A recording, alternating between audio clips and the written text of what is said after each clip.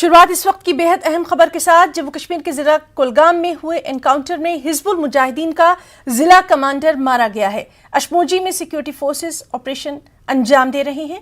महलूक militant का नाम मुदस्सिर वागे बताया गया है। इलाके में फोर्सेस का सर्च ऑपरेशन अभी भी जारी है। इस जिम्न में मजीद तफसीलात का इंतजार है।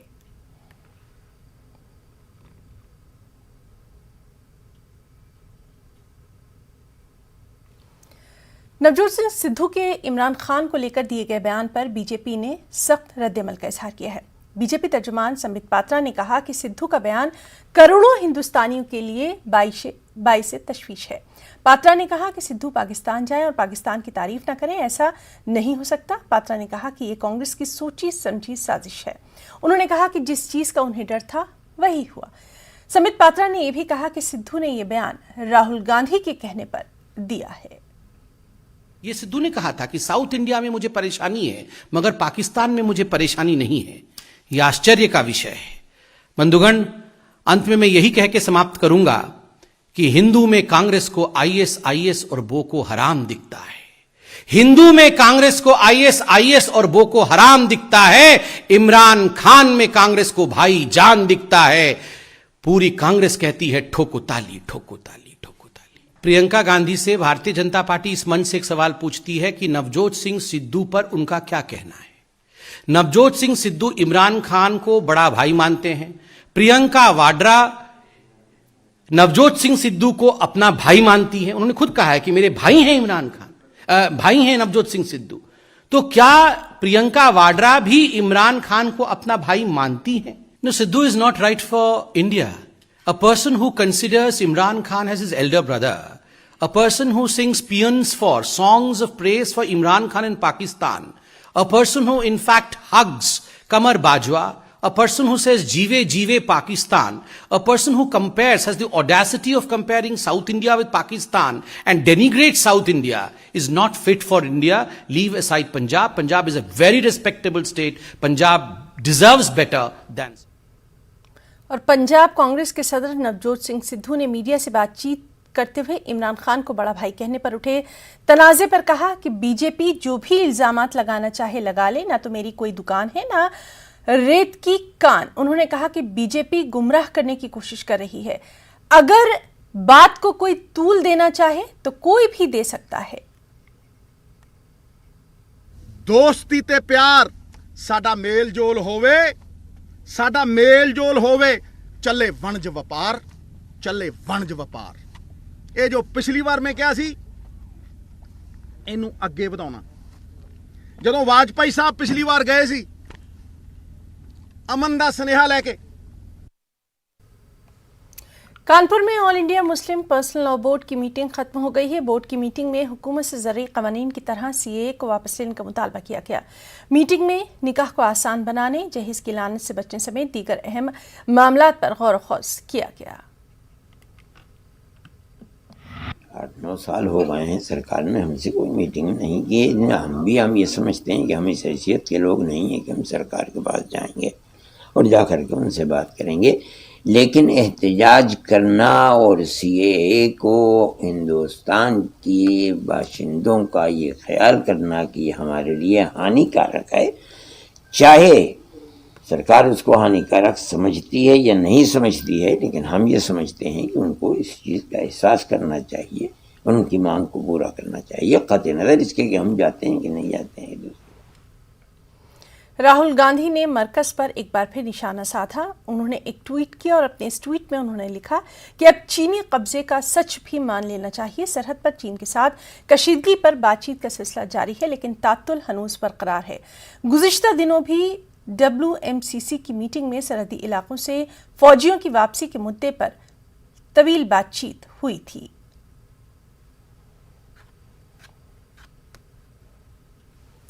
ज़रे कवानीन की खुलकर तनकीद करने वाले बीजेपी लीडर वरुण गांधी ने कवानीन वापस लिए जाने के फैसले के बाद वज़ीर-ए-आज़म नरेंद्र मोदी को एक खत लिखा है।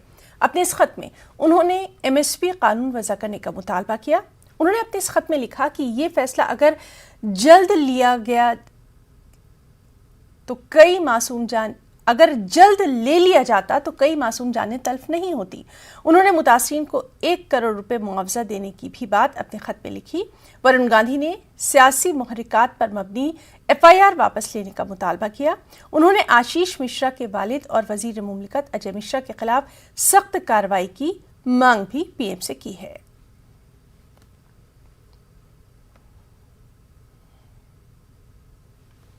इंदौर शहर को एक मर्तबा फिर मुल्क के सबसे साफ सुथरे शहर होने का एजाज हासिल हो गया है।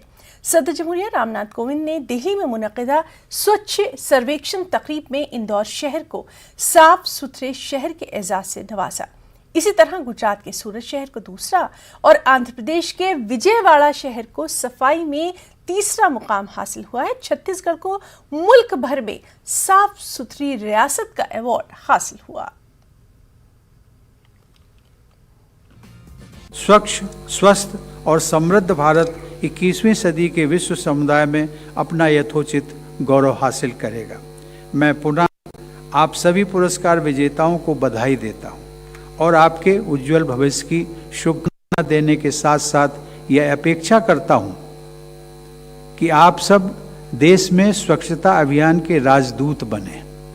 जो पुरस्कार आपको मिले हैं उन पुरस्कारों ने आप सबको एक जिम्मेदारी भी दी है और वो जिम्मेदारी है कि आप सब लोग देश में स्वच्छता अभियान के राजदूत बने ताकि आपको मिले इन पुरस्कारों की और भी अधिक सार्थकता व उपयोगिता सिद्ध हो सके।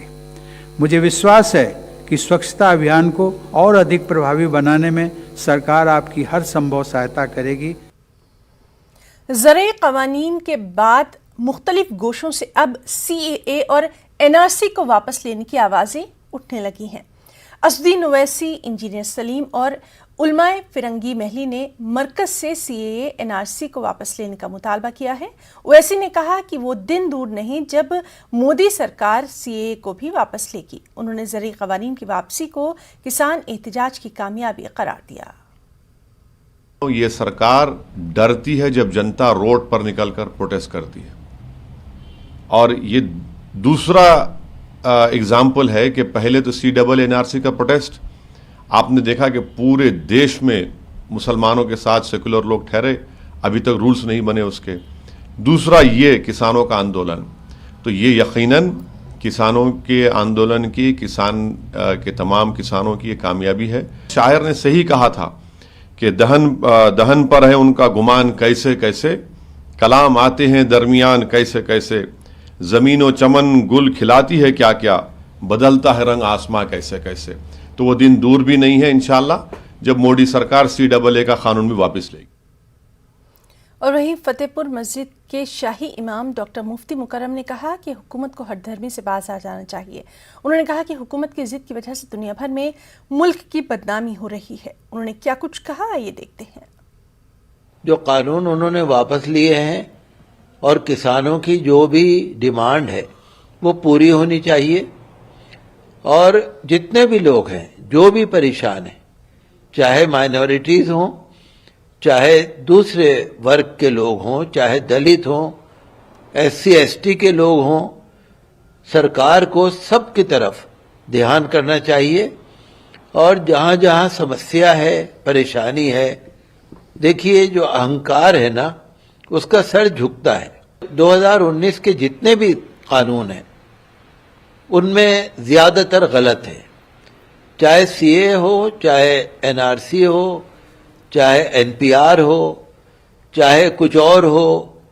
माइनॉरिटीज के लिए या मेजॉरिटीज के लिए जो भी कानून बने हैं, और सारी दुनिया में भारत का नाम बदनाम हो रहा है, प्रधानमंत्री पर आलोचना हो रही है सारी दुनिया में। 2-4 पत्रकार अगर तारीफ कर दें उसको तारीफ नहीं कहते। इस्लामिक सेंटर ऑफ इंडिया और उलमाए फिरंगी महल की जानिब से भी CAA और NRC वापस लेने का मुतालबा किया गया। मौलाना सुफियान निज़ामी ने मज़कूरा कानून को मुल्क के आइन और दस्तूर के खिलाफ करार दिया। देखिए, जिस तरीके से भारत की सरकार ने और हमारे वज़ीर आज़म ने किसानों के हुकूक़ को मद्देनज़र रखते हुए तीनों कृषि कानून को वापस लेने की घोषणा की है, हम इसका इस्तकबाल करते हैं। और हम वज़ीर आज़म से ये गुजारिश करते हैं कि CAA और NRC के नाम पर जो काला कानून पास किया गया है उसको भी कहीं ना कहीं वापस लेने की ज़रूरत है, इसलिए कि ये कानून हमारे मुल्क के संविधान के ख़िलाफ़ है, दस्तूर के ख़िलाफ़ है। और इस तरीके के जो कानून बनेंगे ज़ाहिर है कि वो हमारे मुल्क के कॉन्स्टिट्यूशन की खिलाफ वर्जी करेंगे। इसलिए जिस तरीके से कृषि कानून को वापस लिया गया है, सीए और एनआरसी के कानून को वापस लेने की सख्त ज़रूरत है। मौलाना आज़ाद नेशनल उर्दू यूनिवर्सिटी यानी मानू में यूजीसी और मरकज़ बराए फ़रोग़ इंसानी वसाइल के ज़ेर एहतमाम भारत के इत्तेहाद में ज़बानों के किरदार के उन्वान से सेमिनार का इनेकाद किया गया। इस सेमिनार में आरएसएस लीडर और मुस्लिम राष्ट्रीय मंच के कन्वीनर डॉक्टर इंद्रीश कुमार ने मेहमान खुसूसी की हैसियत से शिरकत की। इस मौके पर डॉक्टर इंद्रीश कुमार ने कहा कि हिंदुस्तान में बोली जाने वाली ज़बानों में ख़ास किस्म की अपनायत होती है। यूनिवर्सिटी के vice chancellor professor Syed Ainul Hasan ने सेमिनार की सदारत की। हिंदुस्तानी तहजीब, इंडियन कल्चर, भारतीय संस्कृति ये कभी नहीं बोलती है लेडीज एंड जेंटलमैन, ये कभी नहीं बोलती है भाई औरतों और मर्दों, ये कभी नहीं बोलती है महिला और पुरुषों। हम दुनिया में इसलिए श्रेष्ठ और महान माने गए, हमने भाषा के भाव जगत को बहुत पहचाना है और उसको स्वीकार किया है। इसलिए भारतीय जब कभी बोलेगा तो दुनिया को बोलते हुए कहेगा my dear brothers and sisters, भाइयों और बहनों। मैं इनको कह रहा था कि तेलुगु के इलाके में आया, तेलुगु लिख दो, तो मैं नकल मार कर बोलूँगा, याद नहीं किया क्योंकि उन्होंने पहले देना था, वो मंच पर उठते उठते दिया कागज, तो इसमें लिख कर दिया है प्रिय मैन सहोदरा सहोदर। संयुक्त किसान मोर्चे की कोर कमेटी की मीटिंग जारी है। इस मीटिंग में किसान तहरीक से मुताल्लिक़ तबादला ख्याल किया जा रहा है। मरकज़ के जरिए तीनों ज़रई क़वानीन वापस ले जाने के बाद सिंघू बॉर्डर पर ये अहम मीटिंग तलब की गई। किसानों ने ज़रई क़वानीन वापस लिए जाने का खैर मक़दम किया, लेकिन वो अभी भी MSP और बिजली तरमीमी बिल वापस लिए जाने के अपने मुतालबे पर अड़े हुए हैं।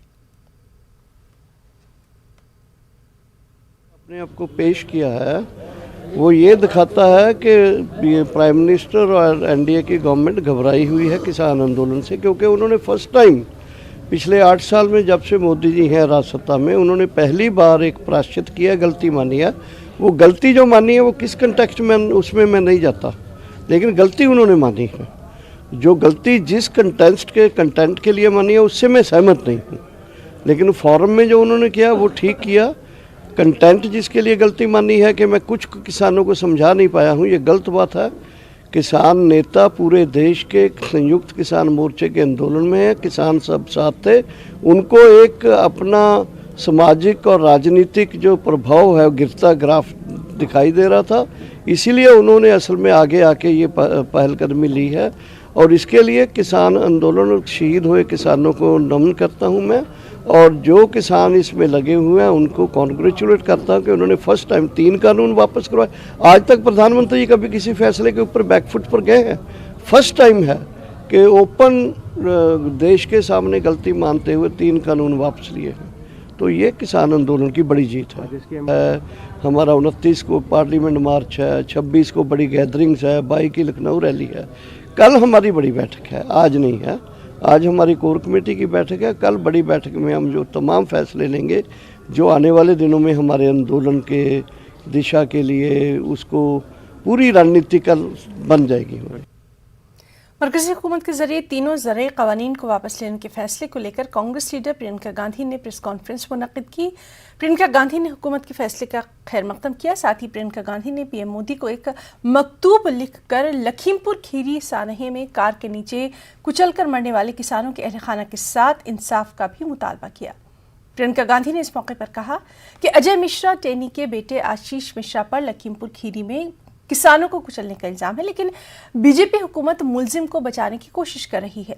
प्रियंका गांधी ने अपने खत में लिखा कि अगर आप इन मुलजिमीन के साथ स्टेज शेयर करते हैं तो वाज़े पैगाम जाएगा कि आप किसानों को कुचलने वालों को तहफ़्फ़ुज़ दे रहे हैं।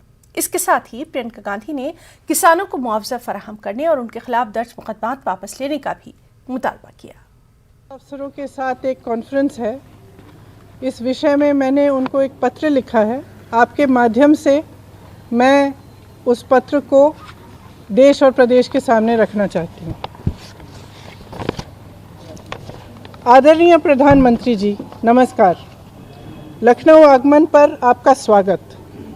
कल आपने 3 काले कृषि कानूनों को किसानों पर थोपने के अत्याचार को स्वीकार करते हुए उन्हें वापस लेने की घोषणा की।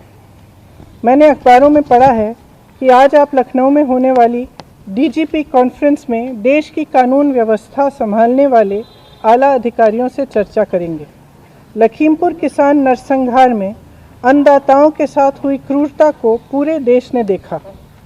आपको ये जानकारी भी है कि किसानों को अपनी गाड़ी से कुचलने का मुख्य आरोपी आपकी सरकार के केंद्रीय गृह राज्य मंत्री का बेटा है। राजनीतिक दबाव के चलते इस मामले में उत्तर प्रदेश सरकार ने शुरुआत से ही न्याय की आवाज़ को दबाने की कोशिश की है। महोदय, मैं लखीमपुर के शहीद किसानों के परिजनों से मिली हूँ। वे असहनीय पीड़ा में हैं। सभी परिवारों का कहना है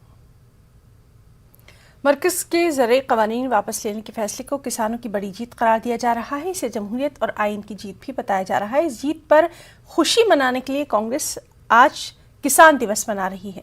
सभी प्रदेश कांग्रेस कमेटी, जिला कमेटी और ब्लॉक कमेटी आज प्रेस कॉन्फ्रेंस मुनक़िद कर रहे हैं। साथ साथ कांग्रेस अब एमएसपी ज़रूरी शोबे से जीएसटी को हटाने और कर्ज माफ़ी समेत दीगर मसाइल को भी शिद्दत से उठाएगी।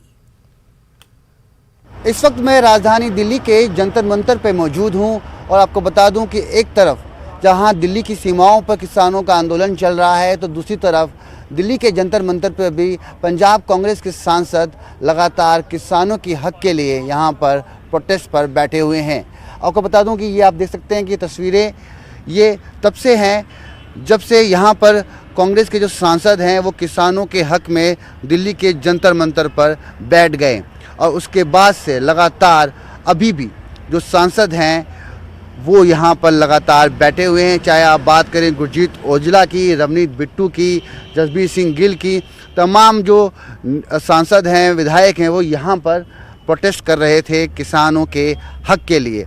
मगर जब प्रधानमंत्री नरेंद्र मोदी ने ये घोषणा की कि 3 कृषि कानून को रद्द कर दिया जाएगा, उसके बाद तमाम सांसदों द्वारा इस घोषणा का स्वागत किया गया और उसके बाद ये फैसला लिया गया कि जब तक संसद की जो संसदीय प्रक्रिया है वो पूरी नहीं हो जाती, तब तक ये सांसद भी यहाँ पर प्रोटेस्ट पर बदस्तूर बैठे रहेंगे। आपको बता दूं, इनमें से तमाम ऐसे सांसद हैं जो लोकसभा के सांसद हैं, राज्यसभा के सांसद हैं, वो भी यहाँ पर प्रोटेस्ट पर बैठे हुए हैं और उनकी ये इच्छा है कि इतने दिन हम यहाँ पर बैठे, कुछ दिन और बैठ लेंगे तो क्या चला जाएगा। फिलहाल वो चाहते हैं कि घोषणा तो हो गई है, मगर जल्द से जल्द संसद के शीतकालीन सत्र के पहले दिन ही इस कानून को रद्द कर दिया जाए। कैमरा पर्सन नगेंद्र के साथ मैं रवि मिश्रा, न्यूज़ 18, नई दिल्ली। मरकज़ी वज़ीर मुख्तार अब्बास नकवी ने अपोजिशन और खासकर कांग्रेस पार्टी पर निशाना साधा। नकवी ने कहा कि कांग्रेस किसानों के तय संजीदा नहीं है, किसानों की आड़ में घिनौनी सियासत खेली जा रही है। क्या कुछ कहा, आइए देखते हैं। हमारे साथ बातचीत करने के लिए हैं केंद्रीय मंत्री मुख्तार अब्बास नकवी जी। सर, कल कृषि कानूनों को प्रधानमंत्री जी ने वापस ले लिया, कहा कि देश के लिए फैसला ले रहा हूं, लेकिन राहुल गांधी उसको अहंकार बता रहे हैं। अखिलेश यादव कह रहे हैं कि हमारी जो यात्रा चल रही है उससे सरकार डर गई है। देखिए, ये लोग अन्नदाताओं के सरोकार के प्रति कितने संवेदनशील हैं, खुद उनकी सियासत और उनकी सवाल इसका जवाब दे रही है। उससे भी दुख की बात यह है कि कुछ लोग अन्नदाताओं के सरोकार पर सांप्रदायिक तड़का लगाने की कोशिश कर रहे हैं। ये अनफॉर्चुनेट है, दुखद है। लेकिन सर, जैसे 3 कृषि कानून वापस हुए, उससे जो तमाम लोग नागरिकता कानून के खिलाफ जो प्रदर्शन कर रहे थे, अब वो कह रहे हैं कि इसको वापस कहा ना कि अन्नदाताओं के सरोकार पर सांप्रदायिक तड़का लगाने की कोशिश नहीं होनी। जम्मू कश्मीर पीपल्स डेमोक्रेटिक पार्टी के जनरल सेक्रेटरी महबूब बेग ने वज़ीर-ए-आज़म नरेंद्र मोदी से ख्वाहिश की है कि वो हैदरपुरा एनकाउंटर मामले में मदाखलत करें। महबूब बेग ने आज श्रीनगर में प्रेस कॉन्फ्रेंस की। उन्होंने एडिशनल डिस्ट्रिक्ट मजिस्ट्रेट के जरिए इंक्वायरी को मुस्तरद कर दिया। प्राइम मिनिस्टर को इंटरवीन करना चाहिए। प्राइम मिनिस्टर को हम यहाँ आके उनके साथ हमदर्दी जतानी चाहिए। या वहाँ से ही वो बोले, हम पूरे लोगों को बोले, पूरे सोसाइटी को एड्रेस करें और ये एतबार दिलाएं कि ऐसे जो वारदात हैं, ऐसे जो साने हैं कभी नहीं होंगे। वो इन इंक्वायरी से बहुत ज़्यादा होगा, क्योंकि यहाँ एतबार टूट गया है।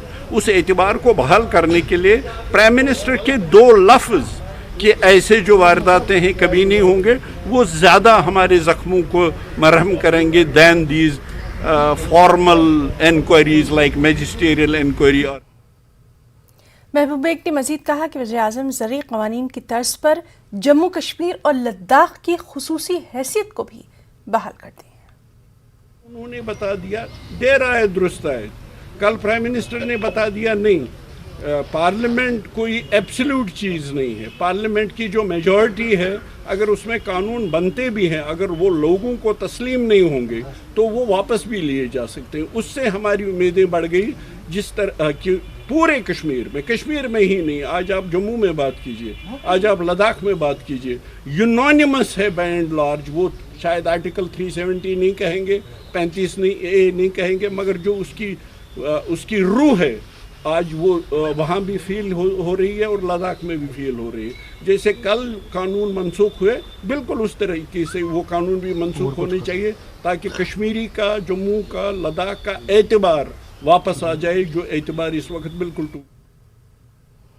भारत के अपने शॉर्ट वीडियो शेयरिंग ऐप चिंगारी ने क्रिप्टो सोशल टोकन गारी के साथ क्रिप्टो करेंसी बाजार में धमाकेदार कदम रखा है। सुपरस्टार सलमान खान गारी के ब्रांड एम्बेसडर हैं। चिंगारी ऐप भारत में काफ़ी मकबूल हो रहा है और सोशल मीडिया कैटेगरी में बेस्ट ऐप का खिताब भी हासिल कर चुका है। चिंगारी ऐप न सिर्फ कंटेंट क्रिएटर्स बल्कि व्यूवर्स, एडवर्टाइजर्स और डेवलपर्स सबकी कामयाबी की कुंजी है। गारी का इस्तेमाल मुस्तकिल की इन ऐप करेंसी के साथ साथ गवर्नेंस टोकन के तौर पर भी हो सकता है। आइए जानते हैं सौरभ से, जो एक इन्फ्लुएंसर है।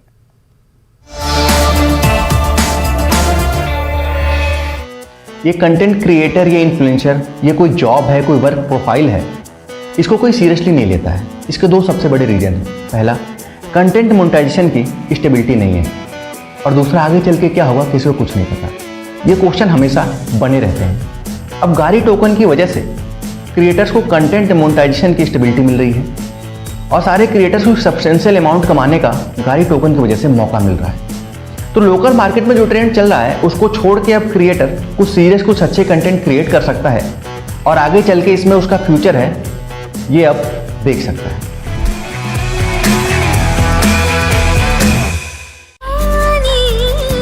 हमको बचानी है ये जिंदगानी।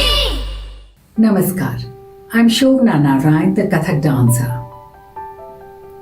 We, the people of India, pledge to strive for a cleaner and healthier world, to protect ourselves from disease, to have sustained sanitary habits, to have access to clean toilets and water for all our citizens.